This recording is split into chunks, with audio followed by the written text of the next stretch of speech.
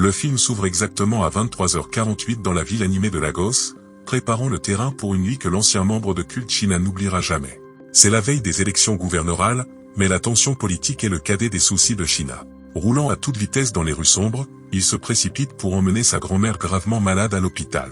Sa grand-mère se tord de douleur, verse des larmes et accepte tragiquement son sort.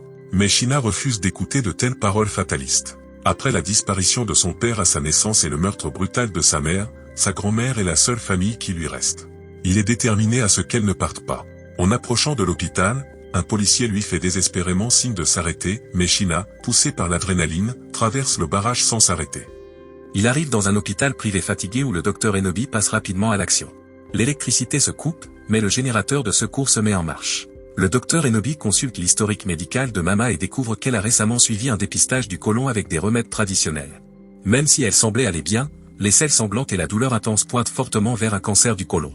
Le médecin doit effectuer des examens coûteux pour confirmer ce diagnostic alarmant. Allongée sur le brancard, Mama saisit la main de Shina, la peur visible sur son visage vieillissant.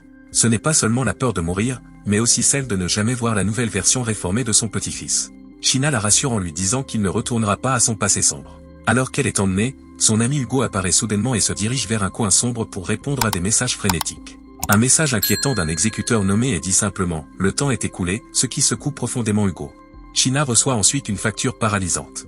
Les examens nécessaires et l'opération coûteront 4 millions de Naira, avec un dépôt immédiat d'1 million exigé avant qu'il ne touche sa grand-mère. Shina croit fermement que tant qu'il Y a la vie, il Y a de l'espoir. De retour à son appartement, il met tout sens dessus-dessous. Il fouille frénétiquement chaque tiroir mais ne réunit que 21 000 Naira. C'est tout ce qu'il possède car il a récemment payé 2 ans de loyer à l'avance. Désespéré, il tente de récupérer cet argent en suppliant son propriétaire en larmes, mais l'homme sans cœur lui claque la porte au visage. Il est déjà passé minuit et l'hôpital menace de renvoyer sa grand-mère si Shina ne revient pas avec l'argent. Pendant ce temps, en cherchant de l'argent en urgence, Shina arrive dans une boîte de nuit chaotique pour récupérer Monsieur Donald, un client régulier de son taxi. Au moment où Donald se dirige vers la voiture, des coups de feu assourdissants éclatent. Des hommes lourdement armés envahissent le lieu. La boîte de nuit est attaquée par le même gang notoire qui terrorise les habitants de Lagos depuis des années. Au milieu des balles, Donald tombe et se foule la jambe. Shina se précipite courageusement sous les tirs et aide Donald à rejoindre le taxi. Alors qu'ils atteignent presque la sortie, un braqueur impitoyable se prépare à les exécuter, mais un autre membre du gang l'empêche miraculeusement. Shina quitte cette zone de guerre de justesse. Comme si cela ne suffisait pas, son propriétaire l'appelle soudainement après avoir changé d'avis et accepte de lui rendre son argent. Donald, reconnaissant, lui remet un chèque de 100 000 Naira. Avec l'argent qui commence à se réunir, Shina se dirige rapidement vers l'hôpital. Mais au barrage devant lui se trouve l'officier Clatus, celui qu'il avait ignoré plus tôt. Malgré ses explications désespérées concernant sa grand-mère mourante, les policiers veulent seulement un pot de vin. La situation dégénère lorsqu'il remarque un terrible tatouage, Holy Hand, sur son bras, symbole d'un culte viol connu sous le nom des saints. La police lie immédiatement l'argent de Shina au braquage de la boîte de nuit. Frustré et voyant le temps s'écouler, Shina affronte violemment les policiers corrompus mais il est rapidement maîtrisé et assommé. Lorsqu'il se réveille derrière les barreaux, des hommes mystérieux exigent sa libération en déclarant que Baba a besoin de lui.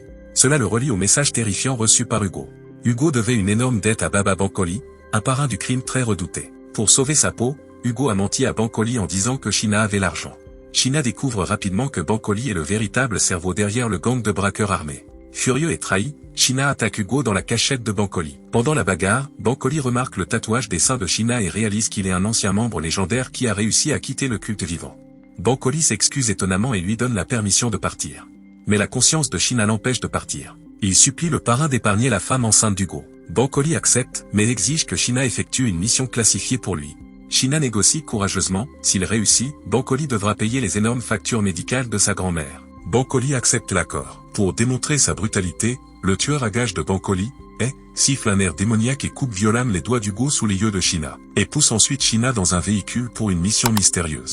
En conduisant au cœur de la nuit, et demande à Shina de se garer près d'un complexe sécurisé, descend du véhicule et disparaît. Laissé seul dans le silence de l'obscurité, l'anxiété de Shina devient incontrôlable. Il parcourt nerveusement de vieilles photos sur son téléphone, se demandant quel choix catastrophique l'ont mené là. Il retombe dangereusement dans le même abîme de violence qu'il avait sacrifié la vie de sa mère pour fuir. Soudain, il remarque que a laissé négligemment son arme chargée sur la banquette arrière. La panique s'installe lorsqu'un homme terrifié et en sang surgit de l'obscurité, frappant violemment à la vitre de la voiture de Shina en suppliant qu'on l'aide. Avant que Shina ne réagisse, et apparaît et exécute l'homme, et remonte calmement dans le siège passager et ordonne à Shina de conduire. Lorsque Sheena refuse avec colère, et le menace de mort. Poussée à bout, Sheena saisit l'arme à l'arrière, la pointe directement sur la poitrine d'E et appuie sur la détente.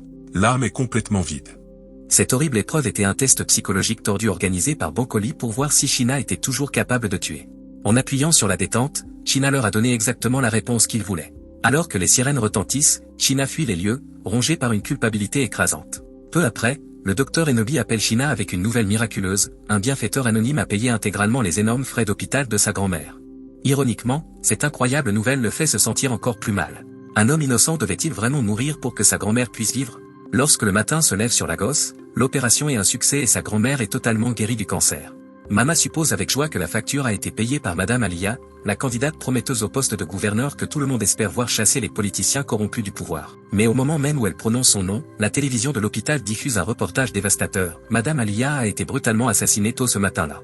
Tragiquement, son directeur de campagne, Victor Ozari, a aussi été tué dans la fusillade. Victor était le fiancé bien-aimé du docteur Enobi. L'âme entière du docteur Enobi se brise dans cette chambre d'hôpital. Sheena reste figée, submergée par la culpabilité car il connaît la sombre vérité derrière cet assassinat. Bancoli appelle et lui rappelle glacialement que leur relation criminelle ne fait que commencer. Bancoli le menace en disant que s'il prononce un seul mot, le prochain événement auquel il assistera sera les funérailles de sa grand-mère. Sheena retrouve son ex-petite amie, Romok, à l'hôpital, mais il refuse de raviver leur relation, sachant que sa vie est un danger mortel. Plus tard, alors qu'il range ses affaires à la maison, Sheena entend une diffusion radio désespérée demandant à toute personne ayant des informations sur l'assassinat de Madame Alia de se manifester courageusement. Poussée à son point de rupture, Sheena lève les yeux vers le ciel, priant silencieusement Dieu et sa défunte mère de lui donner la force. Il appelle courageusement la ligne d'information de la police et révèle complètement que Bancoli est le cerveau derrière cet assassinat politique. Un détective est rapidement envoyé pour extraire Sheena et le conduire dans une maison sécurisée. Sheena monte dans le véhicule non marqué du détective. Mais alors qu'il s'éloigne, la route devient étrangement isolée et inquiétante.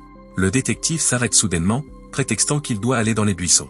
Pendant qu'il est dehors, la radio de la voiture diffuse une nouvelle miraculeuse. Madame Alia a en réalité survécu à la tentative d'assassinat. Une vague de soulagement sincère envahit Sheena. Mais bien avant la fin du film, le chaos transforme encore sa nuit. Le détective revient à la voiture et, dans une erreur fatale, appelle Sheena par son nom du milieu criminel, Check. Réalisant que sa couverture est complètement dévoilée, le détective corrompu et fortement soudoyé traîne violemment Sheena hors de la voiture, pointe une arme chargée sur sa tête et lui dit de faire ses dernières prières. Sheena ferme les yeux et prie sincèrement pour sa grand-mère, pour Romok et pour toutes les terribles erreurs qu'il ne peut plus effacer.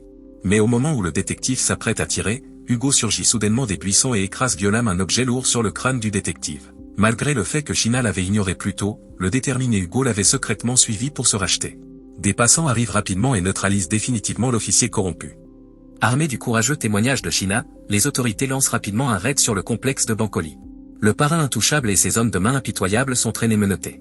Toute la vérité sur l'assassinat est révélée. Dans les dernières secondes avant que ne tire, Victor s'est héroïquement jeté sur la trajectoire de la balle, prenant le tir mortel et permettant seulement à la balle d'effleurer la tête de Madame Alia. Bien que profondément brisé, le docteur Enobi trouve un petit réconfort en sachant que son fiancé est mort en véritable héros. Madame Alia promet publiquement d'honorer le sacrifice ultime de Victor en se battant pour un meilleur état. Debout calmement après la tempête, Sheena regarde une nouvelle fois le ciel clair et lumineux. Pour la première fois depuis des années, une paix profonde et inébranlable brille dans ses yeux fatigués. Que ce soit Dieu ou l'esprit protecteur de sa mère qui veillait sur lui, il ne le sait pas, mais il lui est éternellement reconnaissant. Et c'est là que l'histoire se termine. Si vous avez aimé ce court résumé, partagez vos pensées dans les commentaires ci-dessous et n'oubliez pas de vous abonner et de liker.